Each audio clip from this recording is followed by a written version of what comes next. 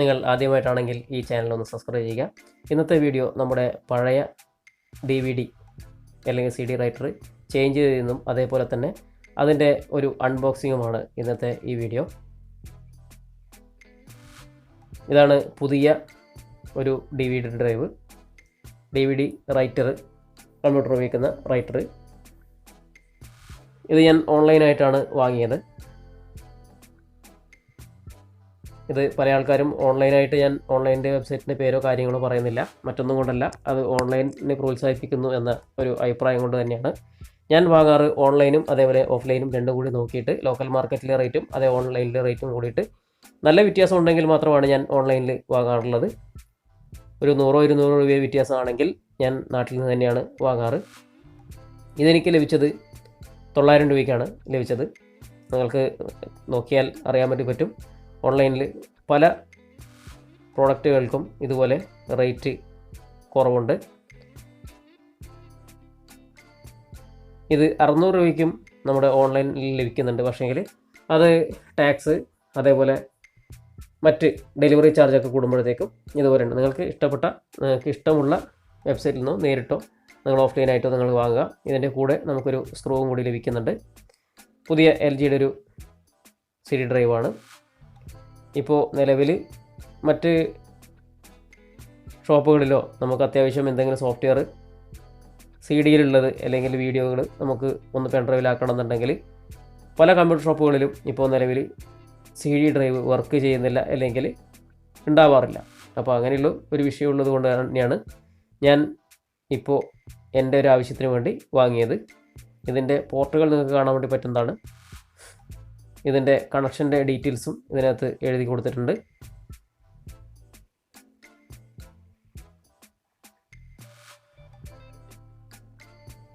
കഴിയുന്നത്ര സൂം ചെയ്ത് ഞാൻ കാണിക്കുന്നുണ്ട്.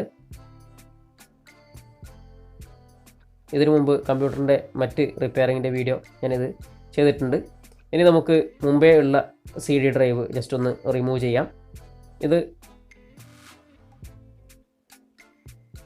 റിമൂവ് ചെയ്യുന്നതിന് മുമ്പേ നമ്മുടെ ബാക്കിലെ എല്ലാ കണക്ഷനുകളും, അതായത് USB-യുടെ എല്ലാ കണക്ഷനുകളും നമുക്ക് ജസ്റ്റ് ഒന്ന് റിമൂവ് ചെയ്യുന്നു. ഇത് റിമൂവ് ചെയ്തില്ലെങ്കിൽ പ്രശ്നമൊന്നുമില്ല. നിങ്ങൾക്ക് എടുക്കാനും അഴിക്കുവാനുള്ള സൗകര്യത്തിന് വേണ്ടിയിട്ടാണ് ഞാനത് റിമൂവ് ചെയ്തത്. ഇനി അഴിച്ചു കഴിഞ്ഞാൽ ഇതിനകത്ത് കാണുന്ന 2 സ്ക്രൂ, 2 സൈഡിലും നോർമൽ സ്ക്രൂ ചെയ്യാറുണ്ട്. 2 സൈഡിലുള്ളതും ഇതേപോലെ സൈഡ് ഓപ്പൺ ചെയ്തിട്ട് നിങ്ങൾക്ക് അഴിക്കാം. അതിനുശേഷം ജസ്റ്റ് ഒന്ന് മുമ്പിലോട്ടൊന്ന് പ്രസ് ചെയ്ത് കഴിഞ്ഞാൽ ഇത് പുറത്തേക്ക് ഊരി വരുന്നതാണ്. ഇതിൻ്റെ ബാക്കിലെ കേബിൾ അതേപോലെ നിങ്ങൾ ഡിസ്കണക്ട് ചെയ്തിട്ടുണ്ടാവണം. ഇനി നമ്മൾ പഴയ ഇത് ഇത്ര വളരെ സിമ്പിളായിട്ട് നമുക്ക് ആ ട്രേയിൽ നിന്ന് ഊരിയെടുക്കാൻ വേണ്ടി പറ്റുന്നതാണ്. ഇനി നമ്മൾ നേരത്തെ പുതിയ വാങ്ങിയത് ജസ്റ്റ് അതിനകത്തേക്ക് ഇൻസേർട്ട് ചെയ്യുക. അതിൻ്റെ ട്രേയിൽ കൃത്യമായിട്ട് ഇൻസേർട്ട് ചെയ്യുക.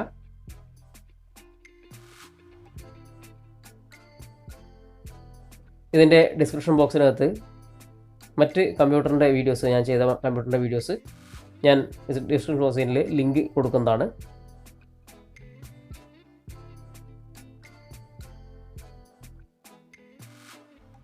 ഇനി ഇത് കൃത്യമായിട്ട് ജസ്റ്റ് ഒന്ന് പുള്ള് ചെയ്യുക, അകത്തേക്ക് പ്രസ് ചെയ്യുക.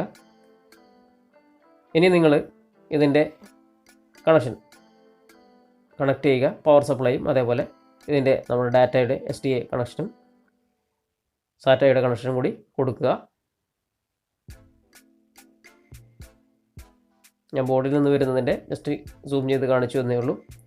ഇതിൻ്റെ ബോർഡ് അസംബ്ലിങ്ങും ഞാൻ ഇതിനു മുമ്പ് വീഡിയോ ചെയ്തിട്ടുണ്ട്.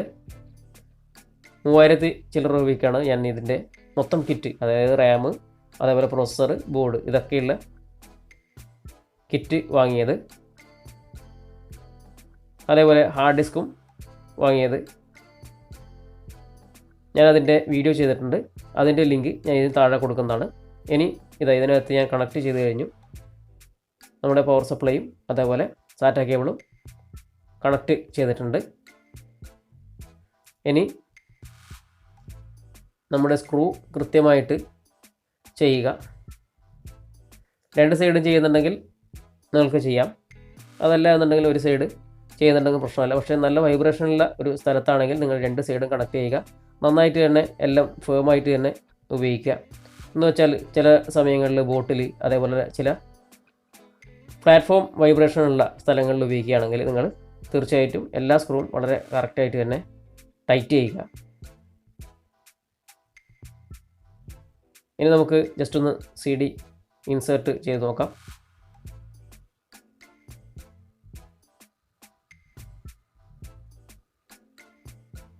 ഇതിന് പ്രത്യേകിച്ച് ബൂട്ട് മെനുവിലോ മറ്റ് ഇടങ്ങളിലോ ഒന്നും പോയി ചെയ്യേണ്ട ഒരാവശ്യമില്ല, ഓട്ടോമാറ്റിക്കായിട്ട് ഡിറ്റക്റ്റ് ആവുന്നതാണ്. ഇപ്പോൾ സ്ക്രീനിൽ നിങ്ങൾക്ക് കാണാൻ പറ്റുന്നതാണ് CD ഡ്രൈവ്. ഇത് ഓപ്പൺ ചെയ്യുന്നു. ഇതിനകത്ത് ഉള്ള എല്ലാ ഫയലുകളും ഓപ്പൺ ആവുന്നുണ്ട്.